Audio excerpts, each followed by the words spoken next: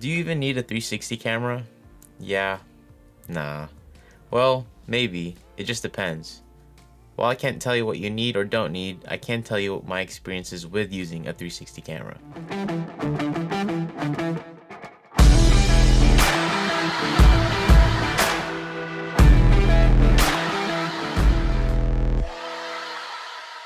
How's it going? I'm Aaron Datu, and I specialize in creating wedding films with emotion-driven storytelling. Today we're going to be talking about 360 cameras, specifically the Insta360 One X2. Now I've had this for about 3+ months now, and the first thing I can say is it's a really fun camera. Now if it's your first time with a 360 camera, you're gonna get that spark of newness, that new feeling, especially like if it's your first time picking up a camera, it'll almost be like that just because it's a new experience. And if you are planning on using this for like real deal professional work, it may not be for you, but that just depends on the context of the work that you are creating. So let's talk specs. Now I won't go into too much detail on specs just because there's a plethora of videos that you could find on YouTube that really go into depth about the features and all that kind of things, but I will touch on just a little bit. So the highest resolution it could film at is 5.7K at 30 frames per second. In slow-mo it could do 4K at 50 frames per second, and then at super slow-mo it can do 3K at 100 frames per second. And it can also take photos anywhere from panoramics to 360 photos to just your regular standard photo, but I don't really use that feature too often. And speaking of features, there are a plethora of features that are jam-packed into this little guy. There's bullet time, time shift, hyperlapse. You could stream with this thing. You could even take panoramic photos or time shift and all kinds of really cool stuff that like is just really jam-packed, and it's more than you could ever ask for. So we're gonna get into the pros and cons, and I like to start off with the cons mainly because I like to get my bad news first and then end it with a good note. So one major con that I find with this camera is the post-production processing, and that just depends maybe on like your computer that you're using. I do have a 2019 MacBook Pro that's pretty spec'd out except for the storage. However, that just depends. If you want to edit on your phone, you can. If you want to edit on your computer, you can. It just depends on how you want to reframe it, and if it's easier on your phone, it's easier on your phone. If it's easier on your computer, it's easier on your computer. But that just depends on how you want to do the whole post-production side of editing those videos together. And actually the application that they do have for Insta360 is getting a lot better in terms of processing the files at a much faster rate. Another con is the size, and you may look at this like, yo, that's really tiny. But upon recording of this video, they just came out with an Insta360 Go 2, and that is like really tiny. But again, you get more battery life in this thing compared to that Insta360 Go. But sometimes it can just be a little bit too big, but I mean, honestly, like look how small that is. As I say, it's smaller than my phone, so it can be a con at times, but it can also be a pro. It just depends on what application you're using it in. Another con also is the mounting point, and you'll notice a lot of these cons are not that bad. They're really like very minute or very just like, I guess, picking at the product itself. It's not really major flaws that are like, oh, I hate using this thing, but it's the mounting point. So it does have a 1/4 mounting thread at the bottom. But I do like the fact that on the GoPro Hero 9 and the 8, it has the part where it mounts. It could just flip out and flip back in. I wish I had maybe both. That would be really cool. Just because I do have a lot of GoPro equipment, or a lot of GoPro mounting equipment that I have from the past. And then there's audio. So the audio on this isn't too bad. It has like 4 microphones, so you get like a fully immersive audio experience. But again, it's not the highest quality audio possible that you could get out of a 360 cam. And I mean, that's common for any action camera that you do encounter. Even the internal microphone on a camera isn't even that good. So the last con is a small learning curve. And you will notice when you are editing on, say, your phone or your MacBook or just any computer, when you do upload the footage onto there, there are some terms and some lingo that you do have to know or get used to, and it's basically keyframing, but a lot of the times it really is easier the more you do it, and that's honestly just like with anything else. Now let's talk about some of the pros. Now some of the pros about this camera can definitely help mitigate or even solve some of the cons that this camera does have, but it just depends on what equipment you already have. So one of the biggest pros about this camera that made me buy this one instead of the previous generation of this camera was the fact that it's waterproof. On their official spec sheet, it does say it's waterproof up to 10 meters or down to 10 meters. So that's just really nice, just because I don't need an extra case for doing anything underwater if I ever am going to do that. But if I am, I don't need a case. Another pro is that you could connect your AirPods to the Insta360, and that's just really cool just because you could get a little bit better audio quality. It's not going to be the best, but it's going to be a lot better than just using the internal audio or the internal microphones inside the camera. Another pro is the fact that it's cold rated for 4 degrees, which is really great.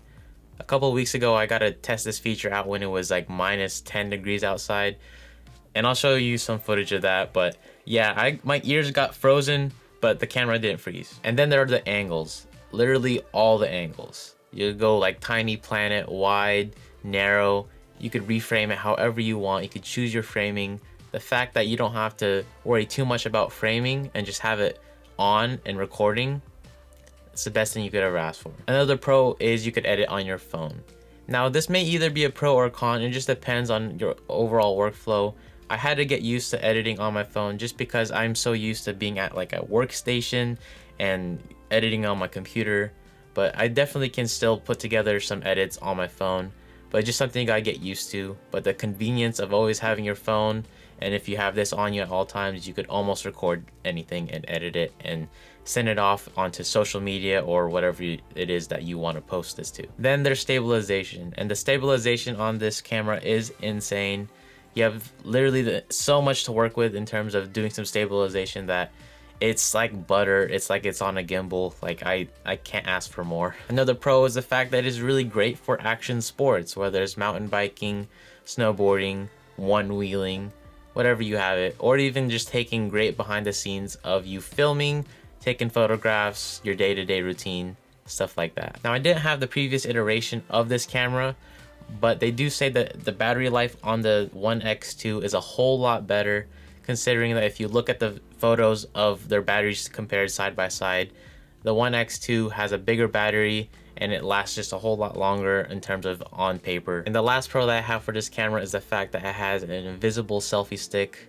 Yes, you heard that correct, invisible selfie stick. It stitches it out in post or while it's processing the footage and you don't see it.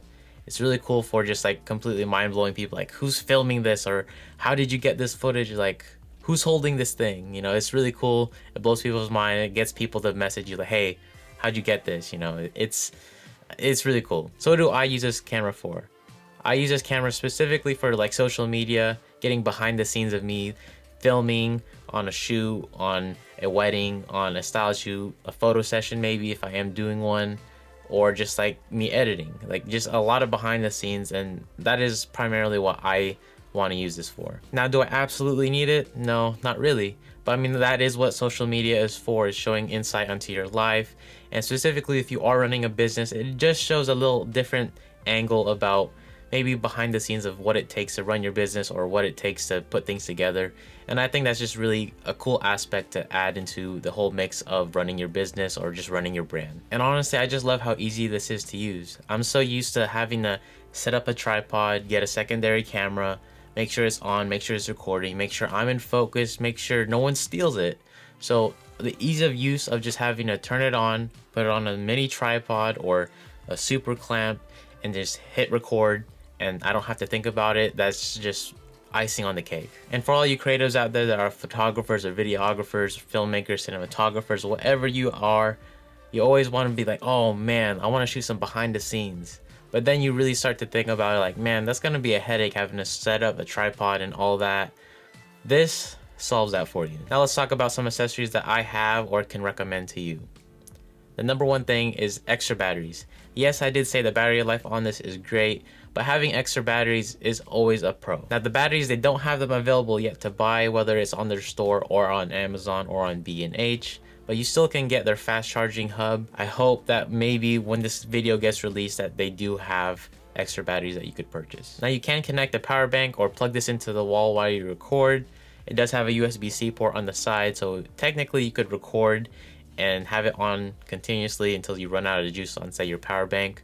But again, having extra batteries is so nice. So if you're hiking or snowboarding, you don't want to have a big power bank connected to it, and it does leave it exposed. So if you are doing like any water sports, that's definitely something that you probably don't want to do. And obviously, I highly recommend getting that selfie stick, the invisible one that does come from Insta360. You can probably get one off of Amazon that is a little cheaper, but again, it just depends. It definitely is invisible just because of how thick or how thin the stick is. Another accessory that I highly recommend you would get is either a super clamp or a mini tripod, just because you can't really put it down. I mean, you can, like, oh, you know, that works. I guess you can do that. But if you want a little higher, you kind of want to have maybe a little mini tripod, a table tripod, or if you just want a super clamp. I personally have a super clamp just because I could clamp that to literally anything, say a rafter up in the ceiling, a freaking pole, a table. I could clamp it literally anywhere. So again, it just depends on what you want to buy on top of buying the camera. And if you are a photographer that does want behind the scenes of you on a photo shoot, you can just get a little cold shoe adapter plate that does screw into the 1/4-20 and just put that onto your hot shoe mount on your camera. And then obviously storage. I highly recommend a 256GB micro SD card. You could even go all the way up to 1TB. That is the highest capacity card that this camera will take. Again, it just depends. If you are planning on doing a lot of hyperlapses or time lapses of you, say, working on a woodworking project, get a thicker or a higher capacity card. And then we'll talk price. So some of the accessories I talked about previously, you can get that all in the creator bundle. That is the one that I picked up. It was $499.99. But they have different bundles for different, I guess, activities. They have like a snow bundle, a mountain biking bundle, other kind of bundle. They have a whole plethora of bundles that have different mounts that are specific to that bundle. But again, I would highly recommend the bare minimum be that creators bundle, just because you get the selfie stick. I mean, come on, it's a selfie stick, you gotta get it. And you may be thinking, almost $500, like that's a lot of money. Yes, it can be, but again, I had GoPros and I sold those to get this camera. So I have officially moved from GoPro to Insta360, and I'm not looking back. Hopefully I didn't make a mistake, but I just love 360 cameras. Again, there is sometimes the GoPro does like have a lot more higher quality in terms of the picture quality, but this is for social media. I don't need super high quality. And if you think about it, the Hero Fusion or Hero Max, or whatever 360 line they have, it is clocks in at around the same price. And if you get, say, 2 GoPros and put them back to each other, that almost costs just as much as getting one Insta360 camera. Now, who is this camera for? I think it's for anyone that just wants to create content. The applications of this camera are insane. Say you want to start a vlogging channel, you definitely can just start off easy and just have this one camera and you're good to go. You say you want to build it up a little bit more, get a little bit higher quality audio, maybe connect your AirPods if you have them. If not, get an external audio recorder, mic yourself up, and sync it in post. The fact that you have a small camera that is smaller than your phone and you could use this to vlog with when you're out in public, that you don't feel comfortable with holding a big camera in front of your face, I think is something that is just, I don't know, that just changes the game in terms of vlogging, and if you are going to do that whole type of content. But again, there is more applications that you can use this for. It could be for the people that are very active, that do action sports such as surfing, wakeboarding, mountain biking, snowboarding, again, one-wheeling. But again, it's just for any action sport that you know you're gonna want to capture the action and just flex on people like, yo, I could do this, I have some skill. There you go, just get into 360. Or if you're someone that just wants BTS of you on a shoot, if you're a photographer that doesn't have any video friends that want to shoot behind the scenes for you, or they're not available, put this on your camera and you got a behind the scenes footage for you at all angles. These little cameras are changing the game. Just the whole fact that it's so convenient, so easy to use in terms of plopping it down wherever I want. I mean, you can't beat that. Now, if you do want to pick one of these up and add to your creative arsenal, you definitely can. Use that link down below. It helps me out, helps the channel out. I'd greatly appreciate it. That's all I got for today's video. Thank you so much for watching. If you made it this far, I appreciate you. And if you want to like, follow, or subscribe, you could find me at Aaron's Active Films on most social media platforms. And I'll see you in the next one.